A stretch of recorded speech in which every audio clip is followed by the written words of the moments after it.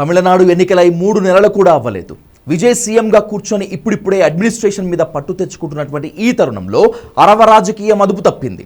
నటి విజయ్ స్నేహితురాలు త్రిషా చుట్టూ ఇప్పుడు తమిళనాడు రాజకీయాలు తిరుగుతున్నాయి. త్రిషా ప్రస్తావన లేకుండా ఒక్కరోజు కూడా అక్కడ పాలిటిక్స్ నడవటం లేదు. ముఖ్యంగా సీఎం విజయ్కున్న ఏకైక బలహీనత త్రిష. విజయ్ త్రిషా మధ్య సంబంధం ఉంది అనేది ఓపెన్ సీక్రెట్. సీఎం అయిన తర్వాత కూడా విజయ్ తరచూ త్రిషాని కలుస్తూనే ఉన్నారు.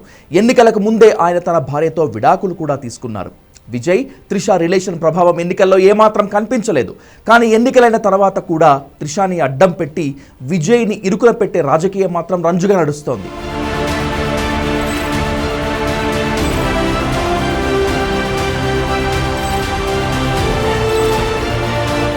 తాజాగా కావేరీ నదీ జలాల వివాదంపై తమిళనాడు ప్రతిపక్ష నేత మాజీ సీఎం స్టాలిన్ కుమారుడు ఉదయనిధి పరోక్షంగా త్రిషాని టార్గెట్ చేస్తూ వెకిలి కామెంట్లు చేశారు.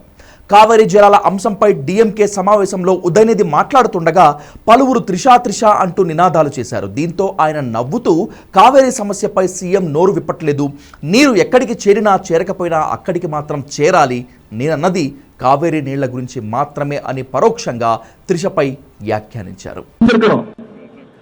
ஆனா இன்னைக்கு ஒரு சொட்டு தண்ணீர் கூட வரல. ஆனா இதை பத்தி இன்னைக்கு இருக்கக்கூடிய முதலமைச்சர் வாயை திறந்து பேசுறாரா? பேச மாட்டேங்கிறார். அவருக்கு இருக்கக்கூடிய ஒரே கவலை என்ன? திமுக மேல என்ன பொய் வழக்கு போடலாம், என்ன பொய் கேஸ் போடலாம்.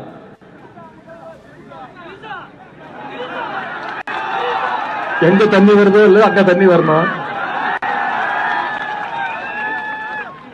కావేరీ సొన్న డీఎంకే సభలో నటి త్రిషపై Udhayanidhi Stalin double meaning dialogue వాడారంటూ టీవీకే మండిపడింది.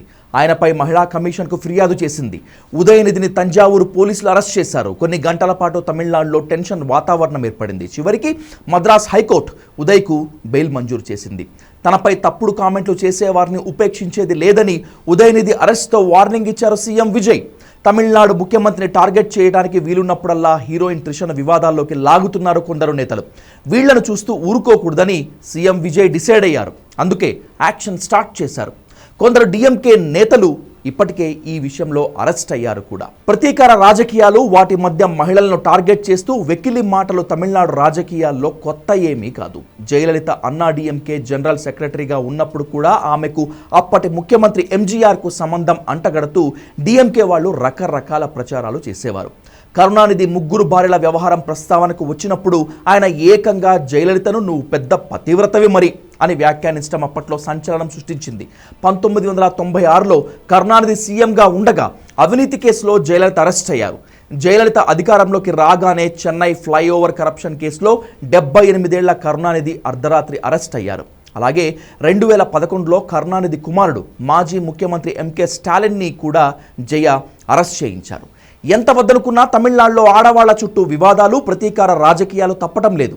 ఇప్పుడు సీఎం విజయ్ కూడా డీఎంకే నేతల నోటికి తాళం వేసేందుకు అరెస్టును ప్రయోగించారు.